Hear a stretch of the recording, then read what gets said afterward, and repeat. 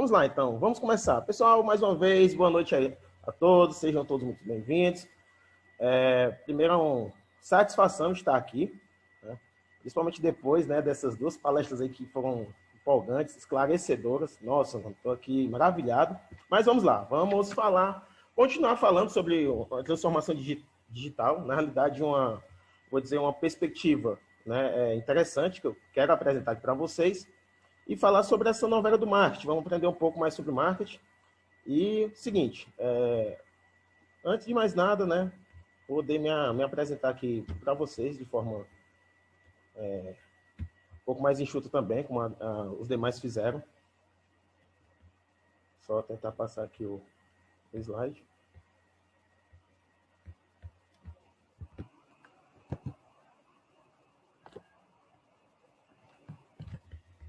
Vamos lá.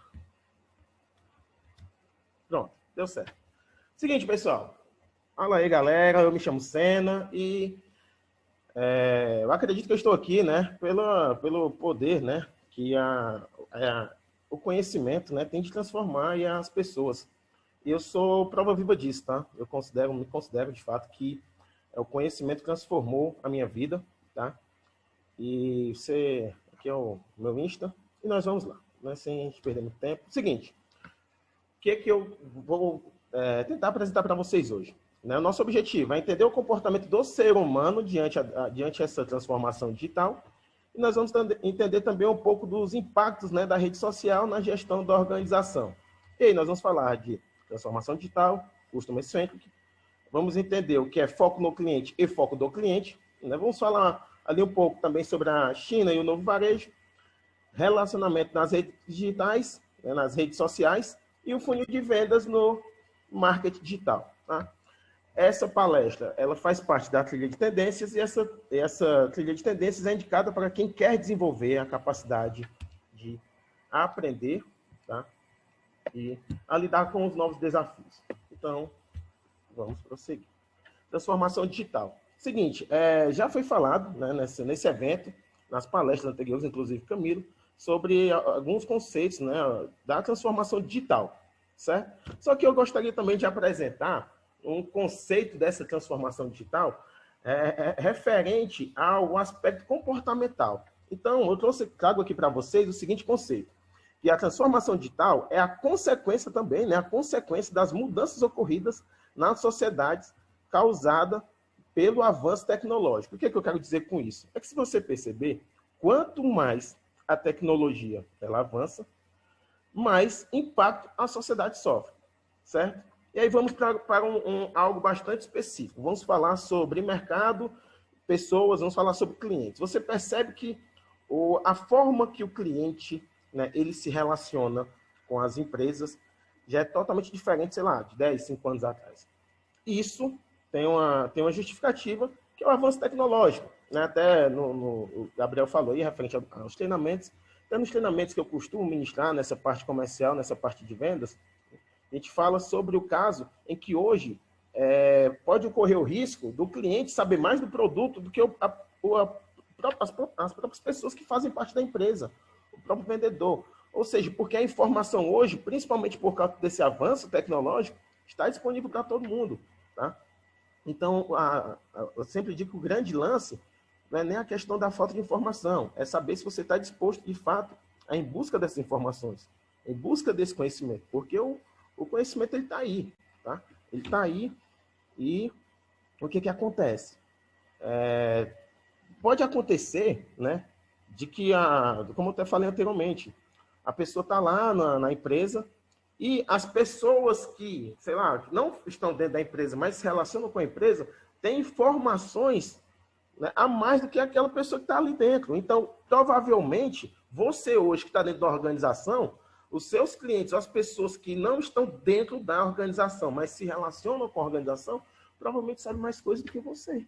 Está lá dentro, está lá todo dia. E aí o avanço tecnológico. Isso é uma das consequências desse avanço tecnológico. Tá? Então, a transformação digital é isso também. A transformação digital é essa consequência. Quanto mais se avança, você percebe. Inclusive, eu estava um dia conversando comigo mesmo, E eu estava falando, e eu estava pensando um pouco sobre essa parte de gestão, e eu fico me perguntando como que a empresa era gerida, né? Você conseguir fazer uma gestão, você conseguir crescer uma empresa, tocar, como chamam, né? Tocar uma empresa para frente, sem, sei lá, sem as tecnologias que estão disponíveis hoje, sem um telefone, sem um smartphone, sem um WhatsApp. Como que a empresa conseguia se comunicar sem um e-mail? Tá?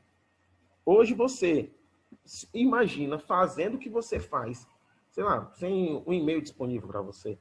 Então, não é só, a gente fala aqui de transformação digital, não é só o manuseio da tecnologia em si, tá? Mas são as consequências que quanto mais essa tecnologia ela evolui, mais se geram consequências, certo? Então é o seguinte, eu também apresento aqui para vocês, tá, para a gente esclarecer melhor esse ponto, os pilares da transformação digital, certo? A transformação digital, considero que tem principalmente esses 4 fatores. Tá? Trouxeram para o mercado, né, a transformação digital, trouxe para o mercado esses 4 fatores. Primeiro, foco no consumidor, cada vez mais. Sena, muito se fala sobre o foco no consumidor, não é de hoje, assim, não é de hoje que se fala, mas se você perceber, nem todas as empresas de fato têm um foco no consumidor. Nem todas as empresas de fato fazem uma entrega personalizada, exclusiva para o cliente, de acordo com de fato atende a necessidade do cliente. Há empresas que não conseguem nem de fato identificar a necessidade e a dor do seu cliente. Entregam algo para satisfazer, mal sabem se de fato aquela entrega está satisfazendo a necessidade do cliente. Então, a gente não pode chegar numa situação e dizer que isso é um foco no consumidor. Tá? Isso tem, sei lá, foco em processos e outras coisas. Já que você faz uma entrega para o consumidor que não atenda a real necessidade dele. E por que isso acontece? É como eu falei, diversos pontos. Principalmente, o que eu levo em consideração é que algumas organizações, algumas empresas não conseguem, de fato, identificar qual é a necessidade do seu cliente. Tá? Então, a transformação digital ela vem trazendo isso, ela vem cada vez mais para você sobreviver, para você ficar forte nesse mercado, você de fato tem que entender qual é a dor ali do teu cliente, qual é a dor das pessoas, qual é o problema de fato que você resolve, tá? E partir para cima disso aí. E as tuas estratégias, as tuas ações serem baseadas em cima, né, dessa mentalidade, de cada vez mais ter o foco no consumidor. Segundo ponto, segundo pilar, feedbacks constantes, né? Eu percebo também que algumas empresas elas têm uma certa rejeição, uma certa dificuldade de realizar, errar, entender onde foi o erro e corrigir rapidamente. Tá? Às vezes, esse processozinho de você ter uma execução e essa execução, você receber um feedback sobre isso para que você melhore novamente o processo, às vezes acontece de forma lenta ou nem acontece. Às vezes você vê empresa com rejeição a determinado feedback. E essa questão do feedback é tão interessante porque hoje, cara, é muito fácil você receber um feedback. Muito fácil você que tem empresa, ou você que está dentro do negócio, receber um feedback. Provavelmente, se você ir lá Vamos dar um exemplo aqui, tá? Se você for hoje na rede social da tua empresa, provavelmente vai lá estar cheio de feedbacks que você talvez não consiga enxergar ou você não acha relevante. Tá? Então, antigamente, até a comunicação entre o cliente e a empresa, né, geralmente, era uma via de mão única. A empresa se comunicava com o cliente, né, por meio ali das revistas, da TV. A comunicação não era uma via de mão dupla. Hoje, o cliente ele vai lá na tua rede social, no teu WhatsApp e te manda uma mensagem ali rapidamente. Então, no lugar de você se constranger, o que eu percebo que as empresas se incomodam, se constrangem com isso, você transformar essa situação em uma possibilidade de melhoria, né? E aí a gente fala desse ponto em que saber trabalhar com erro. Né? É o erro que vai te levar ao crescimento. Quando eu falo erro, não é que você vai errar, mas você se permitir errar para você poder melhorar. Essa é a mentalidade, tá? Entregas mais ágeis é outro fator, tá? Dessa transformação digital, em que você pode passar informações, onde a produção e o lançamento, onde os processos estão cada vez mais enxutos. A evolução da tecnologia, essa transformação digital, faz com que os processos das empresas cada vez mais sejam enxutos. Do A ao B, como a gente fala, né, assim, de uma ponta a outra, ela seja um negócio em que economize mais tempo, em que seja mais facilitado, onde o cliente ele pode ter acesso lá a determinados setores da empresa, onde a forma de pagamento, né, pode ser bastante facilitada, onde pelo site mesmo, ele não precisa nem na empresa para passar o cartão, pelo site ele faz isso. Então, a transformação digital dá um novo costume ao consumidor. Tá? A gente está falando até agora só desses novos costumes que o consumidor tem em relação às empresas. Tá? E um dos principais, né, adaptação às mudanças. Eu gosto daquela frase do Charles Darwin, que ele fala que não é o mais forte nem o mais inteligente, mas quem vai sobreviver é o que se adapta às mudanças. A gente está vendo isso. Né? A gente percebeu, a gente tem um exemplo aí, né, a pandemia. Tá? Essa pandemia, se você perceber, as empresas que conseguiram flexibilizar seu processo, ajustando a nova realidade, conseguiu flexibilizar de forma mais rápida, conseguiu sobreviver. As empresas que têm os processos mais engessados, infelizmente, né, tiveram maiores dificuldades. Tá? E a questão, aí entra também a questão da utilização do digital. O digital ele facilita muito as mudanças.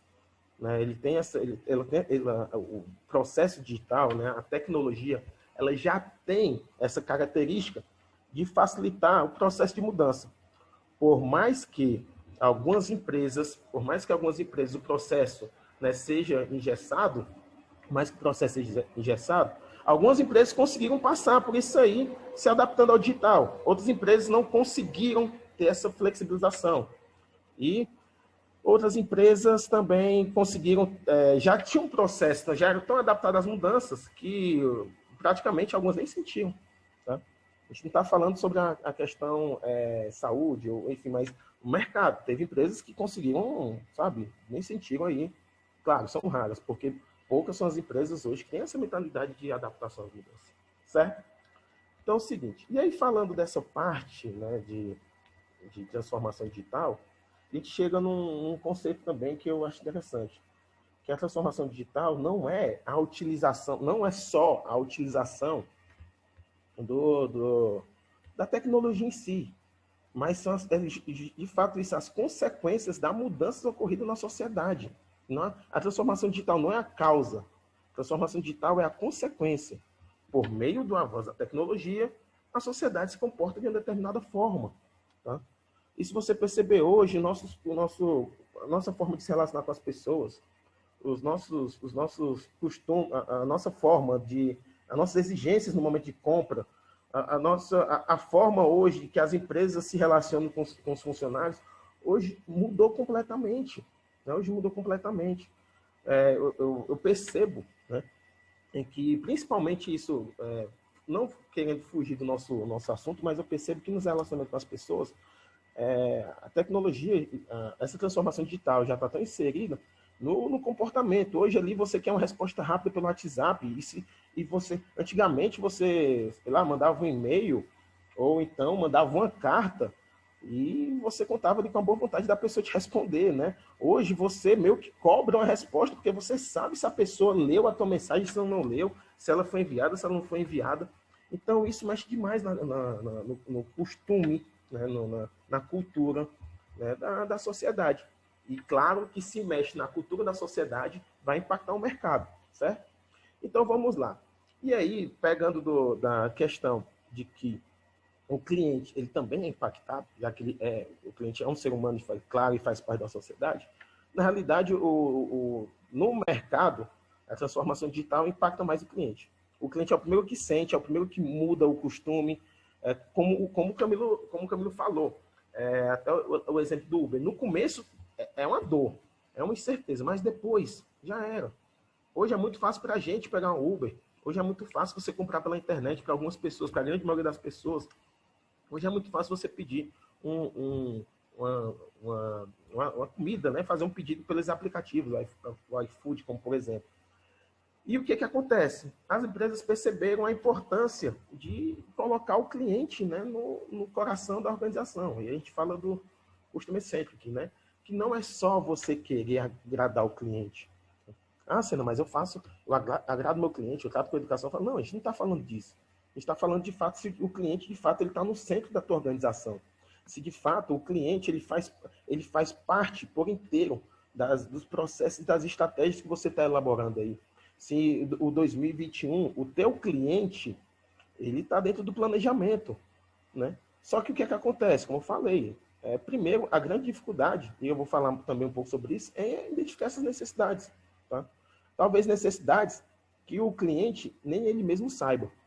Às vezes o cliente tem lá uma dor, na realidade a gente parte do princípio que o cliente ele não sabe nem o que ele quer, que a relação da empresa ali com o cliente é semelhante à do médico e um paciente. O paciente ele só sente a dor. O médico, né, que vai fazer os determinados exames para identificar o que ele tem. E no mercado meio que é um processo um pouco diferente. O cliente, ele por mais que ele não entenda isso, ele sente a dor e ele acha que ele tem a solução. E geralmente não funciona dessa forma, tá? Geralmente não funciona dessa forma. E quando você não coloca, quando você de fato não entende a necessidade do cliente, você se deixa ser levado por isso. O cliente não chega no médico e fala, doutor, eu estou sentindo isso e aquilo, e eu quero que o senhor passe determinado medicamento para mim. Não é assim que funciona. Tá? Então, quando você tem essa questão de colocar o cliente no coração da tua organização, é entender de fato o que ele tem. Entregar para ele uma solução diante da real dor que ele está sentindo no momento.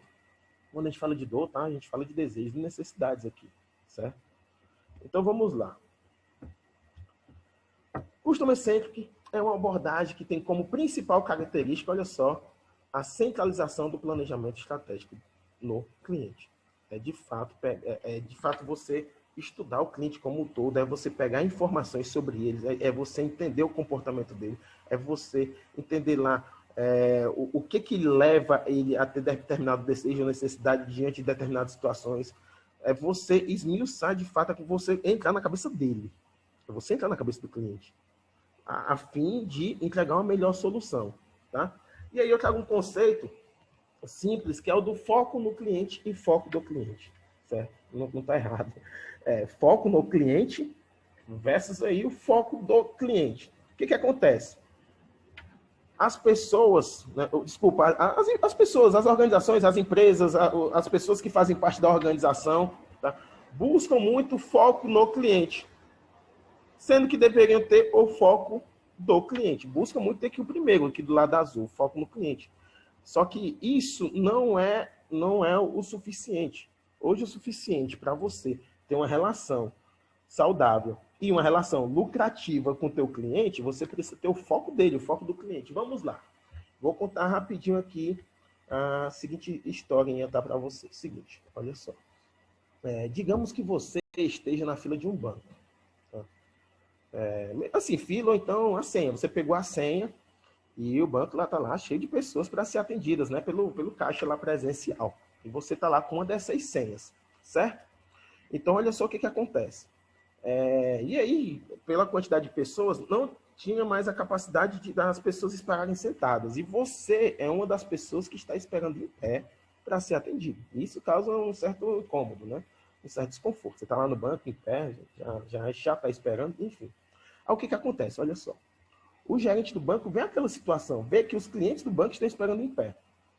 E o que ele determina? Ele faz o seguinte, ele se incomoda, ele diz assim, eu não tô satisfeito com os meus clientes esperando em pé, né, o momento deles serem atendidos. Eu vou fazer o seguinte, eu vou comprar mais cadeiras para os meus clientes esperarem sentados. E aí ele foi e compra mais cadeiras, e coloca lá mais cadeiras lá no banco, e todo mundo espera sentadinho.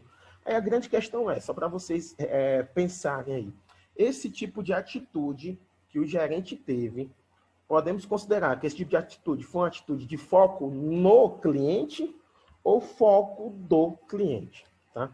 Esse tipo de atitude, tá, foi de foco no cliente. Ele, de fato, ele não teve o mesmo foco do cliente. Porque é o seguinte, quando a gente fala de foco no cliente, a gente fala de buscar mais clientes, de atrair mais clientes, de ter mais clientes na base.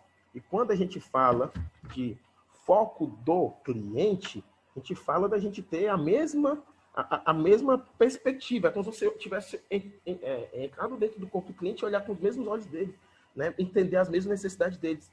dele. E quando a pessoa está no banco, a pessoa não quer esperar sentada, a pessoa quer ser atendida. Então, certo para ter o foco no cliente seria disponibilizar mais pessoas para atender. Tá? Então, só para vocês entenderem referente a isso aí. E um grande exemplo de atendimento de foco do cliente, de foco personalizado, é o varejo da China.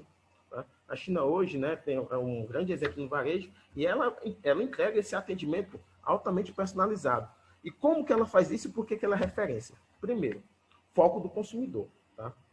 De fato, entender ali a real necessidade do cliente. Segundo, experiência de consumo. Proporcionar melhores formas do cliente experimentar, fazer a retirada do pedido, formas de pagamento. E terceiro, a personalização e segmentação por dados. O que isso quer dizer de forma bem simples, para não estender nesse ponto?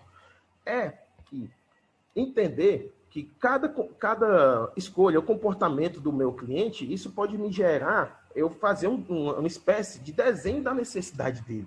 Tá? Então, eu começar, peraí, eu quero saber o que foi que essa pessoa, ou esse homem, ou essa mulher, sabe, você pode classificar dessa forma? O que é que você pode pensar dessa forma? O homem, na minha empresa, geralmente ele costuma comprar o quê? Em que dia da semana, em que determinado período do mês, para quem? A mulher, né, o meu cliente, meu público-alvo, é você entender como é o comportamento do teu cliente de fato, o que ele leva em consideração. E essas informações esses dados você pode você pode transformar esses dados em informações e que te coloca competitivo, né, competitivamente no mercado. Tá? Então vamos continuar aqui. Vamos falar do nosso terceiro ponto, né, que é a relação aí do marketing, das redes sociais. O marketing mudou, a gente fala muito de marketing social. Hoje, né, a sua empresa ou é .com, ou como dizem, né, ou é .com, ou é .nada. Então, e as empresas, por mais que redes sociais são ali pessoas, as empresas precisam estar bem posicionadas nas redes sociais. Você, como profissional, até uma dica, você como profissional, você precisa estar bem posicionado nas redes sociais, certo? Então, vamos lá. Rede social é distribuição de informação. Tira da tua cabeça essa questão de que rede social é algo em que você vai, sei lá, você tem empresa, você vai vender, você vai ofertar, tá? Isso vai facilitar, mas o teu intuito principal da rede social é a distribuição de informação. Você vai para a rede social porque você tem uma informação relevante para um determinado grupo de pessoas e você quer passar essa informação para essa galera. Beleza? E aí, há uma pergunta, né, que geralmente eu faço nos treinamentos, né, qual a informação que você quer passar para o seu cliente? Né? Lembrando que a gente fala que o marketing é educação. O marketing é você passar informações, que essas informações gerarem um comportamento no teu cliente, a fim de que ele, de fato, se relacione com você a ponto de comprar de você, de ter esse relacionamento que a gente chama de relacionamento lucrativo. Certo? Então é o seguinte. E aí, as redes sociais, a gente perceber, são pessoas. Né? As redes sociais são formadas por pessoas. Vou pegar aqui o exemplo da rede mais tá em alta aí, né? O Instagram. O Instagram, se você tirar as pessoas, fica um nada, fica um vazio. As redes sociais dependem de pessoas. São pessoas gerando conteúdo para outras pessoas. O Instagram, de fato, ele não tem nada. Ele está lá só aglomerando essas pessoas que geram conteúdo para outras pessoas. E as empresas, né? Como lá tem pessoas e a atenção também está por lá, as empresas precisam saber se posicionar nas redes sociais. E uma dessas formas de posicionamento é você humanizar, né, a sua empresa dentro da rede social. E há várias formas. A mais comum que a gente vê aí, por exemplo, é o caso da Magazine Luiza. A Magazine Luiza não fez uma página ou uma conta institucional, comercial, assim, podemos falar, da empresa. Ela criou uma espécie de personagem. Né? Tá lá a Magalu, né, que de fato é um personagem que interage pessoal, e as pessoas acompanham. E isso para a gente, é um grande exemplo de humanização da empresa nas redes sociais. Mas há várias formas também de fazer isso. Vou comentar aqui algumas formas de fazer isso com vocês. Talvez seja o momento da nossa palestra mais prática, em que você pode adaptar esse conhecimento para a tua realidade e colocar de fato em prática. Então vamos lá. Primeiro, a questão não é só você ter a atenção das pessoas, mas prender a atenção das pessoas. Tá? A questão não é só você ir lá e achar que a atenção das pessoas está na internet. Está. Mas como que as pessoas vão ter atenção em você, no teu negócio, tá? No teu produto, no teu serviço, como as pessoas vão ter atenção no que você está falando, né? Na mensagem que você quer passar. Então, você não é só você chegar lá, vou criar uma conta, vou fazer isso, vou criar uma determinada rede social, Instagram, LinkedIn, lá, e não. E você tem que entender que as pessoas precisam ter a atenção presas a você. Você precisa ter essa habilidade de prender a atenção. E uma das formas nós falamos de prender a atenção das pessoas é você passar informações interessantes para ela, em que tem interseção o que você é, o que você faz. Você tem que pegar o que você tem, o que você oferta, o que você faz, pegar algo interessante para a pessoa e fazer essa interseção, entregar isso para a pessoa, tá? Não é só uma questão de oferta, é questão mesmo de você entregar algo interessante. Segundo ponto, para a gente... Opa, segundo ponto. Foi. A questão de você criar um personagem. Você tem um personagem dentro das redes sociais. Não é criar um personagem em si. É você apresentar algo que torne a tua empresa interessante para as pessoas. Que torne a tua empresa o mais próxima de um ser humano possível. Porque é muito chato você acompanhar empresas dentro das redes sociais. Pessoas gostam de se relacionar com pessoas. Tá? Terceiro ponto. E aí, eu já linkando com o segundo ponto, ninguém acompanha novela chata. Né? Muitas pessoas chegam para mim, você não queria tanto ter a atenção das pessoas, eu falo, poxa, mas se for só você, todos nós queremos a atenção das pessoas, porque o dinheiro vai para onde está a atenção. É só você entender de fato o que é que o seu cliente quer de forma simples e de forma interessante. Enquanto você for lá aquela pessoa chata, que só apresenta produto, que só fala de você, que você não fala do teu cliente, que você, sabe, vai se tornar uma novela chata. E, quarto ponto, é saturado, mas dá certo. Né? Muitas pessoas também chegam para mim e falam, Senna, mas isso já está saturado, aquilo já está saturado, mas o saturado está certo, dá certo. Vou pegar o exemplo da novela de novo, para que algo mais saturado que novela. Porque novela é o seguinte, começa, o bonzinho se dá mal, alguém morre, ou então o bonzinho se separa do grande amor da vida dele, e que tudo. Aí vão descobrir quem matou o fulano de tal no último capítulo da novela, e o bonzinho vai acabar casando com o grande amor da vida dele no último capítulo da novela. Sempre é assim. Mas dá certo, as pessoas acompanham. Tá? Então, não busque tentar fazer algo mirabolante, mas fazer algo que dá certo. No final, comunicação 1 a 1. Tá? Vou acelerar aqui um pouquinho a minha apresentação, mas comunicação 1 a 1.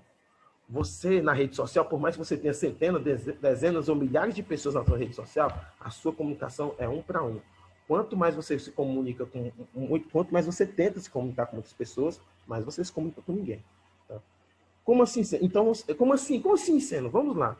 Quando você for para a rede social e querer falar algo, pense em falar diretamente algo desenha essa pessoa na tua frente e queira falar com ela. Sei lá, digamos que você tem uma mensagem para falar para as mulheres de 25 a 35 anos que trabalham e são mães. Então, essa mensagem tem que ser para essa galera. Você já tem que começar a tua comunicação assim, você que é mulher e mãe e que trabalha e isso, aquilo, outro, eu tenho essa mensagem para você. E quando a pessoa do outro lado lê, ela vai falar, poxa, isso foi para mim, tá? Então, tem essa comunicação 1 a 1. E para finalizar, funil de vendas do marketing digital. Você só vai conseguir fazer vendas, você vai conseguir crescer o seu negócio se você, primeiro, apresentar conteúdo, depois, proporcionar uma experiência satisfatória para o teu cliente e só a partir daí você vai vender. Tá? A gente percebe que o processo, as pessoas querem fazer o processo inverso. Mas segue esse funil de vendas do marketing digital. E para finalizar, marketing de conteúdo, a gente falou de conteúdo, marketing de conteúdo é para empresas que têm algo a dizer ao mundo. E a pergunta é que eu deixo para vocês aí, para finalizar, qual o seu recado para o mundo? Tá? E aí eu fico por aqui, eu vou passar a palavra aqui para o Gabriel,